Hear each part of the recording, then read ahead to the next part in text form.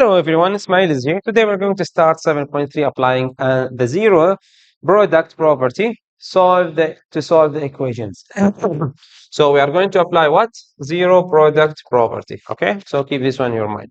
Now you can find all the lessons on my website alfaramath.com. Okay, now let's start the first one.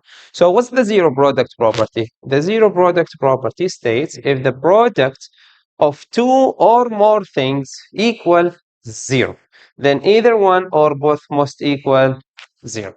Okay, so what's that mean? In lesson 7.2, we studied that we can always take the opposite, okay? If and let's say, and let me change this, okay? And the intercept form, it's a x minus b and x minus q. And I told you always you take the opposite sign. So the first x is equal b, the second x is equal q. Okay? So the same thing here.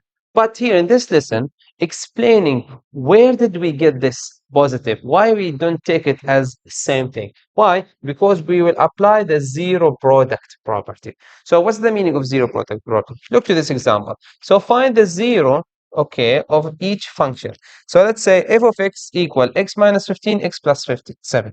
So we need now to apply the zero product property, and how we can apply it? We take each bracket alone beside. So let's take negative 15 beside and equal this bracket with 0. So x minus 15 is equal 0. Okay? Now, we do the same thing with the second bracket, x plus 7. So let's take it beside. So it will be x plus 7 is equal 0. Now, this is a normal easy functions. So just solve this function to find the zeros.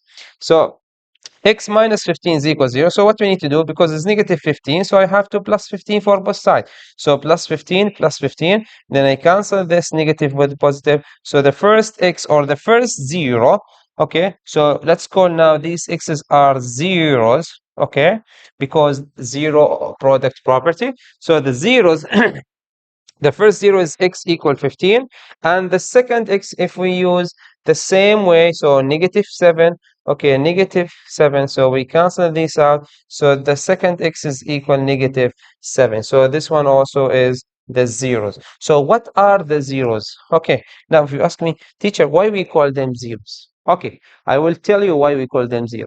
Because now take these x's. So we have two x's, right? x15 and x negative 7. Take these two x's and replace them in the question again. Okay? Let me just do it in front of you. So I will take first 15. Okay? So now, let me rewrite the question, x negative 15 and x plus 7. Okay? Now, f of x is equal that, right? Now, f of x is, now, let me write f of 15 equal. So now 15 minus 15 and 15 plus 7. Now, let's solve it. So 15 minus 15 is equal what? 0. Okay, 15 plus 7 is equal 22. Now, 0 times 22 is equal what? 2. So now f of 15 is equal what? 0. Okay, now, so that's mean 15, if I substitute x with 15, so that's mean the function will get what? 0. So the same thing happened if you substitute with the 7. So let's say x minus 15, okay, and x plus 7, okay. So if you do it, so it will be 7 minus 15, okay, and 7 plus, sorry, negative 7 minus 15, negative 7 plus 7. So if you simplify this one, so it will be negative 22, and this one 0. So 0. So that's mean f of 7 is equal what? F of negative 7 is equal what? 0. So that's why we call them 0, because the x's that we found here in the last step, okay, the x's that we find them here makes your function equal to 0. Okay, so that's why we call them 0 product. Okay, let me erase now this one here, okay, to solve another example to make things clear to you. Okay, let me now solve this one here. Okay, now the second question, 2x plus 1, x minus 12, 22, 23. So now what I have to do, Okay, I take each bracket alone. So now let me take this bracket here. So 2x plus 1 is equal what? Is equal 0. Let me rewrite this x. Okay, 2x plus 1 is equal 0. Now, what we need to do, just solve it. Okay, so it will be negative 1 for both sides. Okay, so it will be 2x equal negative 1. So now divide by 2, divide by 2. So x is equal what? Negative half. So the first 0, if I replace x here with 0, with half, negative half, I will get what? I will get 0. Okay, now let's solve the second bracket. Okay, the second 0. Okay, so the second 0 is x negative 23 equal what? 0. So if I do now positive 23 for both sides, positive 23, positive 23. So I cancel this out. So x is equal what? 23. So also if I replace x with 23, I will get 0 for my functions. I hope this is clear. Okay. Okay, let's take this two example first. Okay, so now we take each part. Here, I have a number before the bracket. So also take this number beside and equal with 0. So 7 equals 0. Is that right? No, we can't number equal to another number. We can't. But I can say 7 equal to x. I can say 0 equal to x. But I can't say 7 equal to 0 because 7 is not equal 0. 7 is just a number, is a amount. I can't say 7 apple is equal 0 apple. No, I can't say that. So if I have number, so I write 7 is not equal to 0. Okay, so this is the answer. So 7 is not equal to 0. Okay, now let's take the second bracket, x equal 13. So x minus 13 is equal to 0. So that means x is equal what? 13. Now this third bracket, x plus 12 equal to 0. So x is equal what? Negative 12. So now here in this question, I have two zeros. The first 0, 13. The second 0, negative 12. Now, let's start with this question here. Okay, so 2x. So 2x equal to 0. So 2x, how can I find x here? There is a variables. It's not 2 equal 0. 2x equal to 0. So what I need to do here, I need to divide by 2. Divide by 2 for both sides. So x is equal, 0 over 2 is equal 0. So I have x, I have 0 here. Okay, now let's take the second one here. So now 2x plus 3 is equal what? 0. So now I need to solve this one. So it will be negative 3 for both sides. So 2x is equal negative 3 divided by 2 divided by 2. So x is equal what? Negative 3 over 2. So now I have the second 0. Now the third 0, let's take the third bracket, 3x minus 5. 3x minus 5 equal to 0.